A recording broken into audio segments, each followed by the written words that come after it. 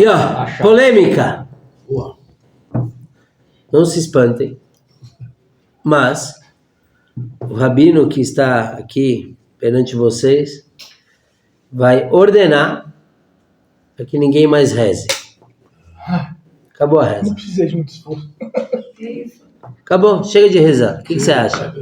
Eu acho que tem alguma coisa, uma interrogação muito grande. Não saber por quê, né? Eu acho que tem que parar de rezar. Por quê? Claro, se eu falar 100% parar de rezar, acabou meu trabalho. Mas, qual é a ideia que está por trás da reza a todo momento? Será que é alguma coisa certa?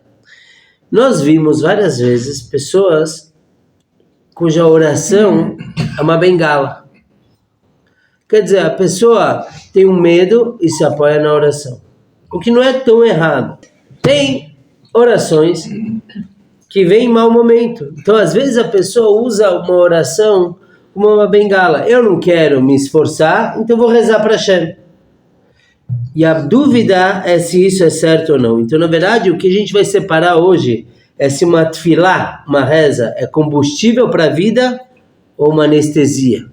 Quer dizer, eu rezo para não sentir nada, eu rezo para não fazer nada. Por que isso? Porque vejam o que a gente tem aqui na Parashat Beshalach, povo judeu saindo do Egito, eles viajam alguns dias, de repente eles estão frente ao mar, né? Como vamos atravessar o mar? E atrás deles vem os egípcios. Pega para mim um kumash lá, por favor, chama.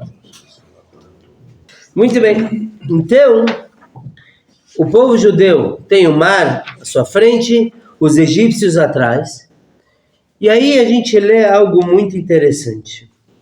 Aqui. Fale para os filhos, marche. Então o povo judeu foi perseguido pelos egípcios, e o faraó se aproximava, e aí os judeus levantaram seus olhos e viram que os egípcios estão vindo, se aproximando, e eles temeram e gritaram para Deus. Aí, obviamente, no meio, eles acusaram Moshe, falaram, falta túmulos no Egito para trazer a gente para morrer aqui no deserto. E eles falaram, a gente pediu para deixar a gente em paz, você insistiu na nossa saída, e aí, olha o que está acontecendo, estamos sendo perseguidos. Então disse Moshe para o povo, não temam, se fiquem parados e vejam a salvação de Hashem que ele vai fazer hoje para vocês. Que o Egito que vocês viram hoje, vocês não verão nunca mais. Hashem vai guerrear por vocês e vocês estarão calados, tá bom? E aí logo em seguida, Hashem fala para Moshe, o que você está gritando para mim? O que você está orando? Viagem, ok? Isso é lendo no literal da Parashá. O Rashi, o comentarista francês, ele explica que o que quer dizer que o povo gritou, né? Gritou para Deus, Moshe gritou, eles pegaram a profissão dos patriarcas. Qual era a profissão dos patriarcas? Por que os patriarcas eram pastores? Porque o pastor está no campo o dia todo, o que ele pode fazer no campo? Rezar. Você não tem mais nada para fazer no campo, a não ser orar, tocar música. Eu acho, quase certeza que os patriarcas tocavam uma flauta, alguma coisa assim, né? E é isso, essa é a vida deles. Então, uma vez que os patriarcas rezavam, como a gente vê na Torá, o Avram rezando, a gente encontra as orações deles, né? O Avram acordando de manhã cedo para preparar para ir para o Monte Moriá, isso é o Shacharit, a reza da manhã. O Yitzhak, à tarde no campo, rezando Minchá, e Yaakov, à noite, no monte do templo, sonhando logo com a escada, ele rezou o Arvit. Então a gente vê que os patriarcas rezavam. O povo judeu, no momento de estresse, pegou o que eles sabiam naturalmente fazer, que é orar para Hashem. E o que Deus responde? O que vocês estão gritando, clamando para mim? Viagem. O que a gente vê aqui é que existe uma oração equivocada. O que vocês teriam feito? Está entre o mar e os egípcios. O que você faria, Moshe?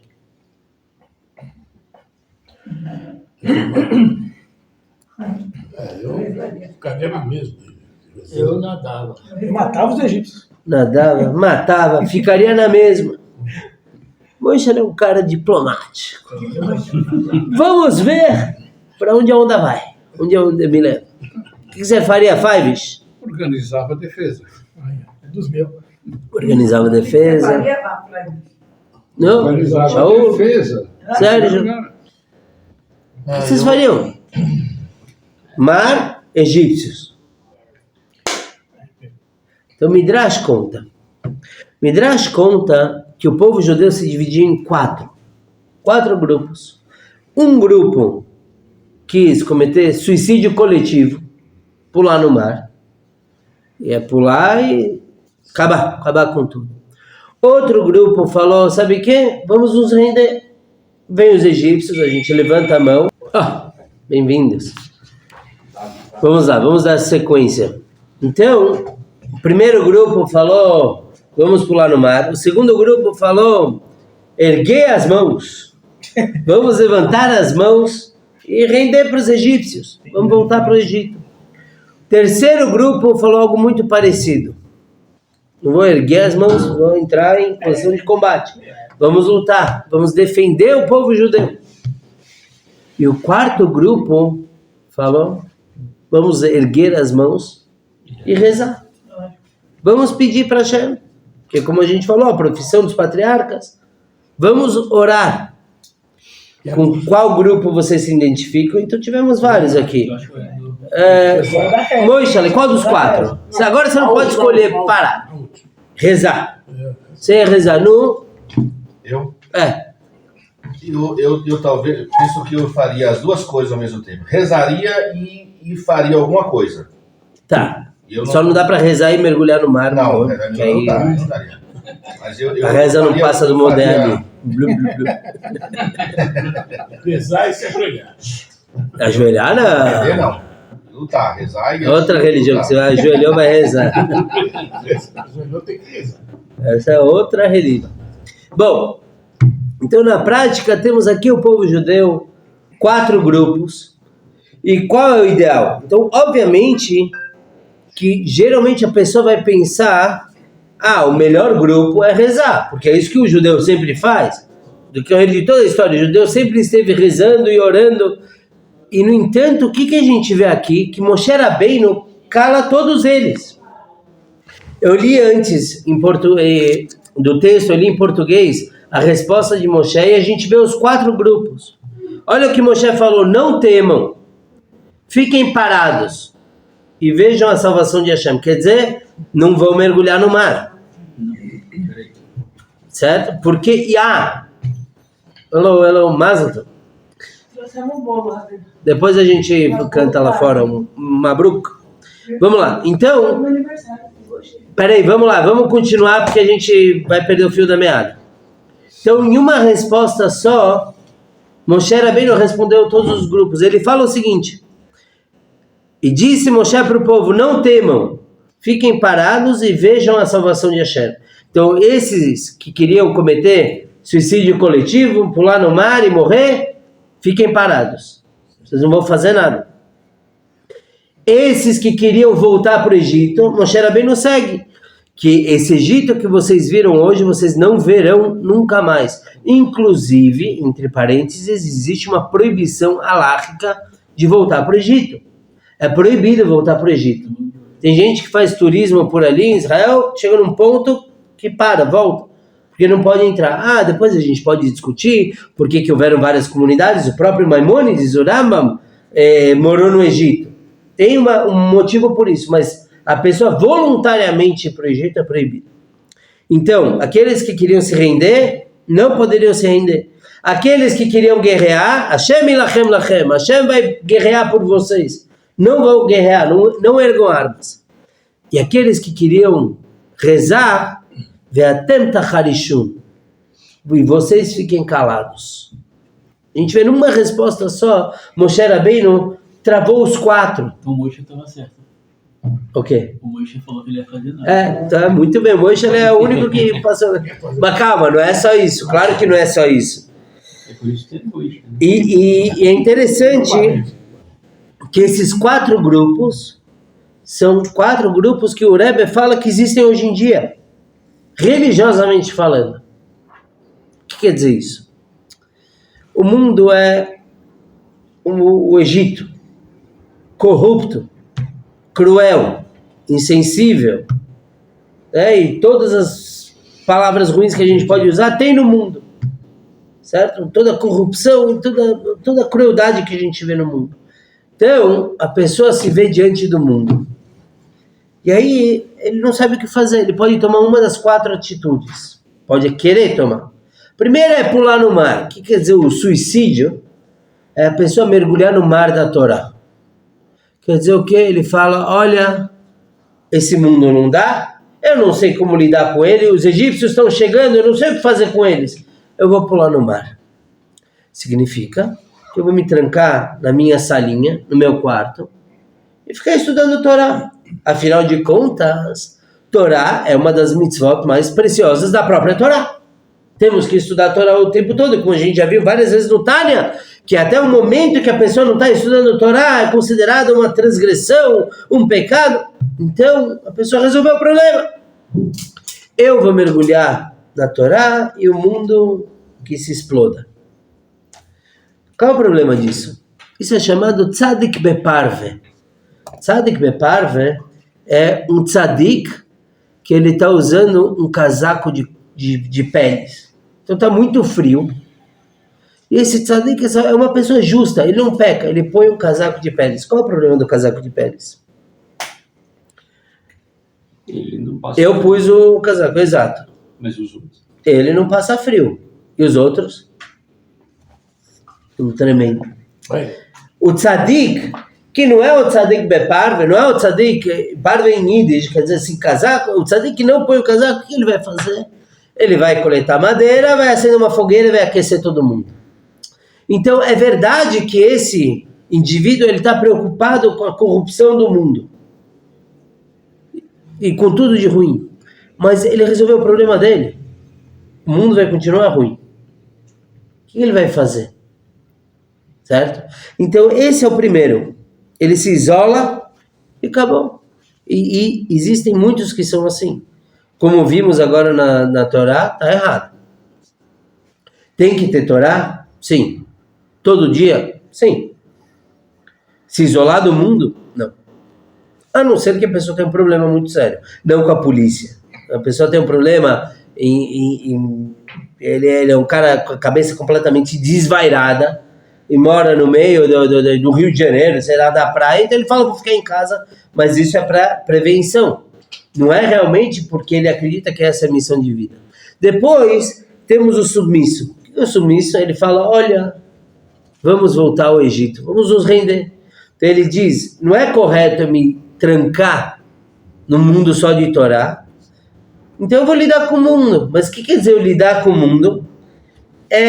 Tá bom, essa situação, eu vou me render, o que eu fizer tá bom demais. Eu vou voltar a ser escravo. Se der para fazer uma mitzvazinha aqui e ali, tá bom demais. Vou pôr um tefilinzinho, já... Eu fiz o que eu pude. Então a verdade é que ele quer ter Torá e mitzvot, mas a mentalidade dele é de escravo. O mundo manda nele, a tal ponto que se alguém marcar uma reunião no horário da reza dele, ele vai para a reunião. Amanhã eu rezo, ontem eu já rezei também. Entendeu? Então ele não tem um real compromisso, ele é submisso ao que o mundo exige dele, e ele é influenciável também. Depois, temos o terceiro tipo, o pessoal que falou, vamos guerrear contra o Egito. Esse é o combatente. O judeu combatente é aquele que fala, o mundo é horrível, é terrível, e eu vou acabar com o mundo. Então, seria aqueles, por exemplo, talvez, uma ousadia minha falar isso, mas aqueles grandes rabinos que proíbem todo tipo de tecnologia. Já que a tecnologia pode ser negativa, e é verdade que, infelizmente, li recentemente que depois do advento do WhatsApp, o número de divórcios aumentou muito. Por quê? Porque as pessoas perdem o filtro e o freio de com quem vão falar. Imaginem vocês, então, a internet e tudo que tem na internet, como o Sérgio mencionou agora há pouco. Então, as pessoas... Você que fala. As pessoas falam, esse combatente, ele quer acabar com o mundo. Ele fala que está nas mãos dele resolver isso, então tudo é um motivo para guerra. Até quem não está lutando com ele, ele está lutando contra a pessoa.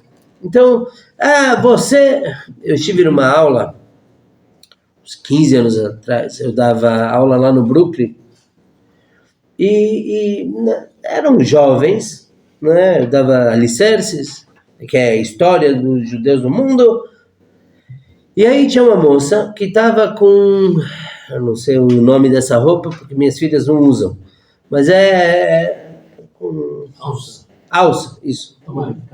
Tá? E veio um outro rabino participar da aula. E ele não participou da aula coisa nenhuma. Ele olhou para essa moça e começou a gritar com ela. Como? É verdade que não condiz com uma sinagoga, aquela vestimenta, ele tem razão. Mas você pode sugerir, talvez, empresta um casaco, alguma coisa, existem lenços. Mas começou a falar, não, óbvio que eu concordo com você, Moisés. Né? E assim, e o que aconteceu? Essa menina saiu ofendida, ela aprendeu a lição? Não. Ela vai ser melhor? Não. Ela vai ser religiosa agora? Com certeza não. Então o que acontece? Às vezes você compra uma briga e vai perder do mesmo jeito. Então a terceira visão que nós vimos de combate, eu vou acabar com o Egito. Quer dizer acabar com o Egito? Eu vou acabar com o mundo. Eu não vou me submeter ao mundo. Eu vou ir contra tudo e todos. E também não é correto. Porque bem ou mal, Deus criou o mundo. O mundo tem utilidade. Então, é verdade que celular não é para todo mundo, internet com certeza não é para todo mundo, mas tem gente que usa isso bem. Tem gente que põe shiurim de Torá na internet. Então, e gente que usa o celular para assistir depois. Então, a ideia não é você quebrar tudo. É você refinar tudo. Filtrar. E aí, depois, tem o espiritualista. O espiritualista, ele diz, é verdade que tem que filtrar o mundo, mas você não vai conseguir tudo. Impossível. Tá? O mundo é muito maior do que você. Então, obviamente, a única solução é rezar para Hashem. Hashem vai ajudar. Uma oração faz mais do que qualquer ação. Isso que essa pessoa fala. Os outros olham para ele e falam, então o quê? Você não vai fazer nada? Vai ficar parado rezando? Ele fala, sim. Porque eu não estou fazendo nada. Estou me conectando com o Criador. E é bonito isso. Na verdade, à primeira vista, é o que qualquer judeu diria. Eu tenho que rezar para Hashem. Mas falta uma coisa aí. Falta ação. Que nem aquela famosa piadinha do cara que está sempre rezando para Deus. Hashem, eu quero ser rico. Rico, ele reza 1 ano, 2 anos, todo Rosh Hashanah, Yom Kippur, está rezando. Daqui 20 anos depois, Hashem já se encheu, como se isso fosse possível. Fala, Nudnik, seu tolo, compra um bilhete da loteria, eu te ajudo depois. Mas faz alguma coisa. Então, esse grupo que está rezando, falta ação. E por isso mesmo, qual a resposta de Hashem? Se calem. Por quê? O que Hashem falou para o povo judeu? Vocês vão sair do Egito e me servir no Monte Sinai. O que é para fazer? Ir para o Monte Sinai. Faz o que eu mandei. Tem o mar na frente. Falemos sobre isso depois. Mas o que você tem que fazer não é pular no mar para acabar com a vida, não é se render, não é batalhar e não é rezar. Agora o momento é de ação. E aí a história continua. O Midrash conta o que aconteceu depois. Estava todo o povo lá tentando se decidir. A Moshe Rabbeinu falando com Deus também. Deus mandou ele se calar. Veio um indivíduo chamado Nachshon ben Aminadav. E ele fez os cálculos. Monte Sinai está para lá. Vocês sabiam que o povo judeu não atravessou o mar em linha reta? Eles fizeram um arco. Tá? Na verdade, não. Esse arco eles fizeram porque o objetivo não era para frente.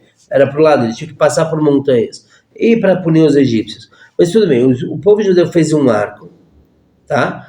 E o Nachshon, ele pensou, nós temos que ir para lá. O mar é um impedimento. Na verdade, não.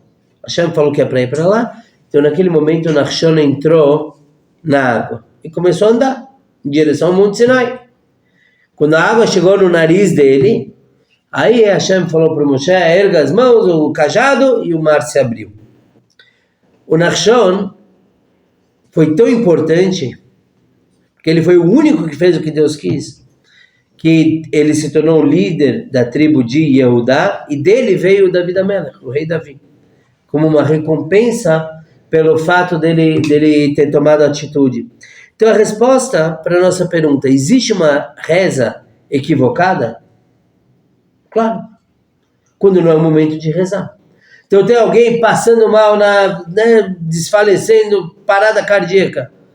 Não, mas eu estou aqui na sinagoga, estou rezando. Não, tem que rezar. Meu momento é de rezar. Pode fazer as duas coisas. Não dá para fazer as duas coisas, não dá.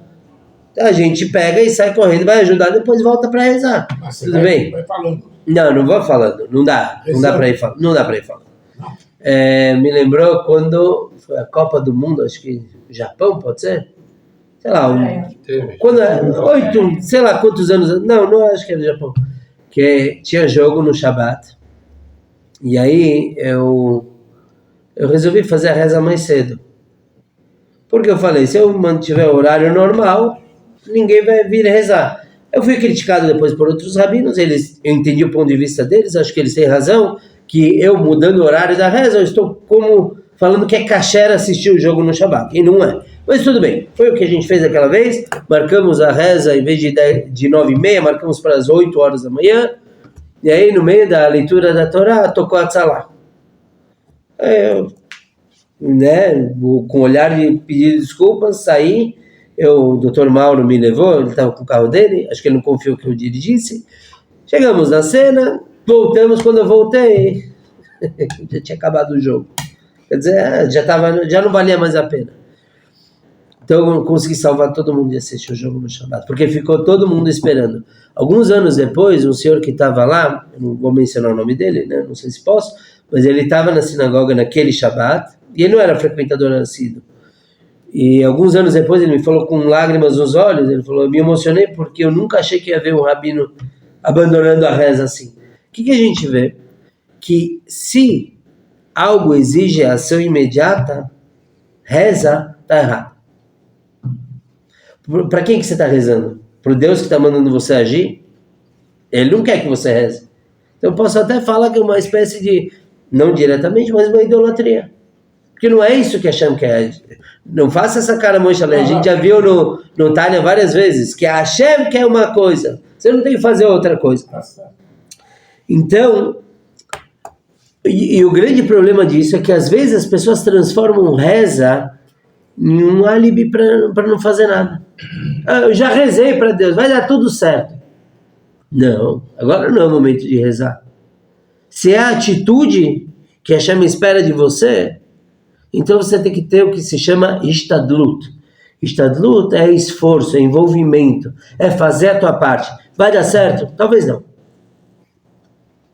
Não necessariamente vai dar certo, mas você tem que fazer a tua parte. Então isso é importante para cada um olhar para si mesmo e ver qual é o tipo de atitude que ele tem. Então eu tenho um problema, o que eu faço? Eu fujo do meu problema, pulo no mar, e aí eu chamo isso de santidade, estou escapando do problema, eu sou santo, sagrado. O que é santo? Separado, eu me separo de tudo. Eu me submeto, e aí eu chamo isso de realismo. O problema é muito grande, não tem jeito, isso é realidade. Todo pessimista fala que é realista. Já viram isso? Todo pessimista fala, não, eu sou realista, e não é verdade. Tem, como é que é? Tem o pessimista que fala que está no fundo do poço, tem o otimista que fala que tem solução, e tem o otimista judaico. A gente está no fundo do poço, mas não se preocupa, pode piorar muito mais, né? Então já não está tão ruim. Depois tem aquele que briga com o problema e ele fala que ele é o verdadeiro, tem que lutar contra, ou tem aquele que reza e trava, não faz nada, e ele chama isso de fé.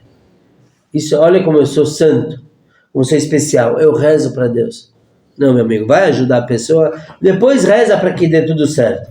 Mas se você pode fazer alguma coisa, tem que fazer alguma coisa, não ficar só apoiando em milagres. É proibido se apoiar em milagre.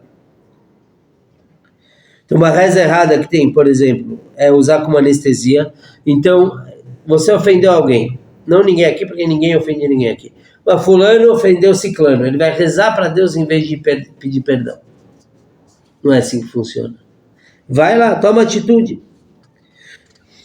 E isso que o Nachshon veio mostrar.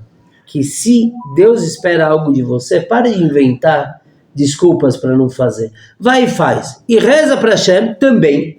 Depois que você já fez, seja como uma oração, que nem o Moisés falou, vai rezando, é que a reza do Shabbat não tem como rezar indo socorrer alguém, mas vai pedindo para Hashem fazer com que aquilo dê certo. O Nachshon, ele não era suicida, ele não era louco, ele só falou, se é isso que Deus quer, eu vou fazer e Hashem vai me ajudar. Como? Não sei, mas isso eu deixo na conta dele. Uma vez um Rosh Kolel, um rabino, que ele tinha um kolel em Israel, que ele saía para arrecadar, e ele soube que no Canadá tinha um milionário que gostava de ajudar. Só que qual o problema? Esse milionário só fala inglês. E o rabino fala no máximo yes e no. Então o que ele pensou? Quem falou desse milionário era justo um amigo dele em Israel, que também era rico. Então falou, sabe o quê? Vem você comigo, vamos viajar para o Canadá e você vai ser meu intérprete. Esse amigo falou, rabino, pelo amor de Deus, eu tenho meus business aqui, vai o senhor sozinho, não sei, te vira. O rabino falou, não, você é meu amigo, você quer que a minha instituição cresça, então você vai vir comigo. E pegou, arrastou ele pela barba, se ele tinha barba. Foram para o Canadá, ligaram lá no escritório desse milionário, olha, a gente pode passar. A secretária falou, agora ele não está, esperem no hotel onde vocês estão e quando ele liberar eu ligo para vocês, tá bom? Então o rabino está lá esperando com o amigo dele. Aí o amigo falou, sabe o que, já que eu estou aqui viajando, eu vou comprar uns presentinhos para minha esposa, eu devo ter algum negócio para fazer aqui, e saiu. Naquele ínterim, a secretária ligou para o rabino, falou, Rabbi, come, pode vir. O rabino ficou desesperado, ele falou, mas eu estou sem meu amigo que vai ser intérprete, mas ele também não tinha língua para explicar isso no telefone. Então ele foi andando, falou, Hashem, eu estou fazendo a minha parte, me ajuda. Ele foi chegando lá, ele precisava de $200 mil. Eu vou tentar. Ele chegou lá, na porta do prédio, ele falou, mas como eu vou falar? Eu não sei falar 200, nem 1.000, só sei dólares. Então ele viu um Bahur Yeshiva, um jovem da Yeshiva, chamou ele e falou, Ata medaber ivrit? Fala hebraico? Ken ani medaber meod tov, né? Aquele bem mastigado americano. Falou, olha, você vem comigo, tá o leitinho, você vem comigo, vai ser meu intérprete. Aí o Bahur, o jovem, falou, não, rabino, eu tenho que ir para Yeshiva, eu tenho que estudar. Falou, que neca de estudar, você vai subir comigo. Então eles entraram no escritório do milionário, e o rabino começou a falar que eu tenho uma instituição belíssima, e eu tenho 50 homens, avrechim, que estudam lá, e a gente tem isso e aquilo, todo empolgado. O jovem começou a traduzir. Yes, we have like 50 guys learning there, sabe? Chato. O rabino percebeu isso, falou, acabou meu pitch, acabou minha apresentação. O cara, como vai se entusiasmar? Ele vê minha animação, mas o cara está estragando tudo. E o rabino tentou aumentar e fala mais assim animado, e o jovem que não queria estar ali mesmo, traduzindo de uma forma, até que uma hora o milionário se encheu. Porque ele nem entendia o rabino e nem tinha interesse no jovem. Então ele ligou, ele pegou o telefone e ligou para aquele amigo do rabino que estava passeando. Oi, ele se conhecia. Estou aqui com o rabino, esse é o teu rabino? Falou, sim, sim. Diz uma coisa, ele está aqui falando, não estou entendendo nada. $1 milhão ajuda ele? Aí o amigo falou, claro, com certeza vai ajudar, ótimo, tá bom. Então, cheque 1 milhão, vai embora. O Rabino conseguiu 5 vezes mais do que ele queria. Então, foi bom. A pessoa tem que fazer ishtadlut. A pessoa tem que agir. Ficar sentado, parado, rezando que Deus ajude, não é o caminho certo.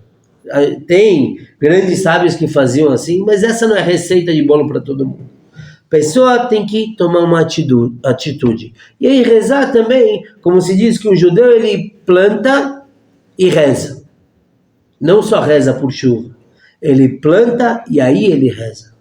Ele faz a parte dele e aí ele atrai luz de Hashem, atrai a bênção. Mas primeiro ele tem que fazer Hashem, tem um apreço, um carinho muito grande pelo mundo. Deus gosta do mundo. Então, quando a pessoa trabalha com o mundo, está fazendo exatamente o que Hashem quer. Usar o mundo. Não lutar contra, não se esconder do mundo, não se render ao que é ruim no mundo. Não só rezar. Faça. Faça com a certeza de que Hashem vai ajudar. Então, um exercício que a gente pode começar a aplicar é, toda vez que eu vou rezar, o que eu vou agir depois disso? Porque o momento da reza é o momento da reza. A pessoa está na sinagoga, tem que rezar, não é a hora de ficar checando e-mails. Talvez entrou uma proposta. Não. Rezar, a não ser que tenha um problema de perigo de vida, rezar. Mas depois a pessoa tem que levar isso para ação. O que ela vai agir baseado naquela ação. Então, quando o mar não abre, não quer dizer que Deus não está escutando a gente. Quer dizer que a gente ainda não fez nada para causar a abertura dele. Fala, Moisés. Quando você fala rezar, significa que existe sempre aquele mesmo modelo de reza. Não pode diversificar isso? Pode. Fazer rezar com as suas palavras do jeito que você bem entender? Pode. Então. Sim. Então, se você pode rezar da sua maneira, você pode estar agindo e, ao mesmo tempo, estar rezando. É uma forma, porque a ação, ela também é um tipo de reza. Você está agindo, você está rezando, você está pedindo a Deus para que... Eu posso te dar um exemplo? Aquilo aconteça, porque... Eu vou te dar um exemplo agora. Quando você diz rezar sem estar rezando, mais ou menos escrever o mesmo script, a mesma coisa, sempre aquela mesma entoada. Como no Shabbat, é sempre a mesma entoada. Você viu o que eu estou fazendo? Você está falando comigo, eu estou desenhando uma casinha com árvore. Sim. Você gostou de me ver fazendo isso enquanto você está falando comigo? Você estava não prestando atenção. Ou eu estou te escutando, eu escutei tudo que você falou, mas eu não estou conectado contigo. A pessoa rezar significa que ele toma um tempo para se conectar com a Hashem. Não é certo ele fazer outras coisas. Existe uma vida de reza. E o que quer dizer uma vida de reza? Mas uma reza especialmente para aquele problema. Então você vai parar e vai fazer a reza para aquele problema. Do teu jeito. Sim, você tem que falar. Reza tem duas coisas. Tem a reza engessada, por assim dizer, é até feio falar assim, que é a do Sidur. Porque todo dia você fala a mesma coisa, mas a gente já explicou várias vezes, você tem que pegar um outro trecho para interpretar, mas tem até partes da reza, isso também teve nas aulas, que a pessoa para lá para pedir. Então, por exemplo, na bênção de Erefaíno, de cura, que a gente fala durante a semana, tem um ponto lá que você para e fala o nome das pessoas que você quer cura. Tem a bênção do sustento, din-din. Tem um ponto lá que você pode parar e falar, Hashem, eu preciso de tal e tal e tal coisa. Entendeu? Mas aí é que tá. Se você tem um problema, você não, que Hashem nunca te deu nenhum problema. Mas a pessoa tem um problema, ele tem que falar com Deus. Muitas vezes o problema que a pessoa tem é porque Hashem quer escutar ele. Só que a pessoa tem que falar. Óbvio, Deus nos livre, esse shiur, essa aula não foi para invalidar a reza. É só para entender que em momentos de ação não adianta rezar. Alguém está passando mal, não adianta ficar rezando. Mas, por exemplo, eu tinha no meu colete da Tzalá, eu tinha um salmos pequeno. Eu tirei porque às vezes Shabbat eu estou numa área que não tem eruv, então... Mas o que era? Eu estou numa cena, tem 5 voluntários lá. eu não tenho o que fazer, eu procuro o que fazer, mas realmente eu não tenho o que fazer, eu abria os salmos e começava a rezar. Porque sim, a minha ação já não é mais necessária. Então agora eu rezo. A pessoa foi para o hospital, eu rezo por ela. A mesma coisa, o financeiro. Todo dia eu rezo para Hashem para mandar para Nassar. Não para Nassar, sustento. Ashirut, riqueza. Todo dia eu rezo. Mas também eu não fico o dia inteiro rezando. Tinha um cara que ele fazia tanta reza e tanto amuleto. Existem amuletos judaicos para sucesso financeiro. Ele fazia tanto, ele lia o incenso, que é Parashat Aktoret, ele lia do pergaminho, mandou escrever, e ele tinha couro de cobra na carteira, que também é uma coisa especial, tem um pedaço de couro de cobra na carteira, e tinha a folha da Aravá, do Lulav na carteira, e ele rezava o Perek Shirah, esse eu faço, eu posso recomendar, deu certo para algumas coisas. Ele rezava Perek Shirah e o Nishmat Kol Chai. Ele rezava tanto que ele não tinha tempo para ganhar o dinheiro, para trabalhar. Entendeu? Então não funciona assim. Tem que ter a ação e rezar para dar certa ação. Tem que rezar também. E aí você pode ser bem pontual. Hashem, eu preciso de sucesso neste ponto aqui.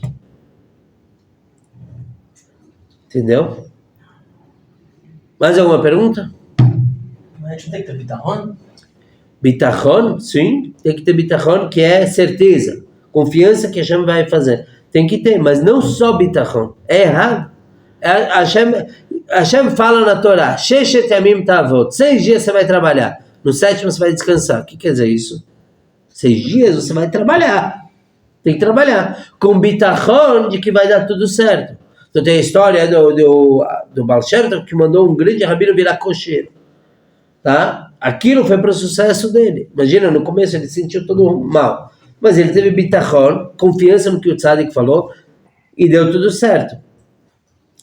Existiam grandes sábios, que aí sim, a vida deles era rezar. Que nem a gente falou, os patriarcas, o trabalho deles era reza. Aí é diferente. Tem gente que o trabalho é Torá, não que recebe dinheiro por Torá, mas que a vida dele é Torá e esse é o serviço divino dele. Aí não está errado. É uma ação. Mas aí é que está. Ele é uma engrenagem em todo um mecanismo que se favorece desse estudo dele. Na verdade, eu ia contar a história de Ebzusha. Vou deixar... Pergunto se não pode ter ação e rezar junto, simultaneamente. Depende do tipo da ação. Você está trabalhando, você é professora, foi professora, né? Você está dando aula, você não tem como rezar ao mesmo tempo que você está dando aula. É até errado. Né? É até errado. O Rama Maimonides, ele traz de um operário, o Mishnah, um operário que ele come para fazer Birkat Hamazon. Está errado. Ele tem que comer uma coisa que não tem que fazer Birkat Hamazon. Porque enquanto ele está fazendo Birkat Hamazon, ele está comendo o tempo do trabalho dele, que está sendo pago. Então, é isso que está falando. Tem trabalhos que dá para rezar. Se é cocheiro, Uber, dá para ir rezando salmos durante o trajeto. Não ler, certo? De memória. Mas tem coisa que não dá. Na verdade, isso é uma subquestão sobre Israel. Né? Se a gente falou que tem que ter a ação, então por que tem gente que não vai para o exército? Né? Afinal de contas, tem que cuidar de Am Israel, né? Então o correto, bom, eu já falei minha opinião várias vezes e não é nem parte do shur, mas o correto seria realmente ter gente que só estuda, mas gente que é séria no estudo, e os outros mandar chutar para salvar para ir e ajudar. Bom, mas isso é uma outra questão. Eu concordo mais com você do que com o lado que se parece comigo, garanto. Né? Isso aqui prova alguma coisa.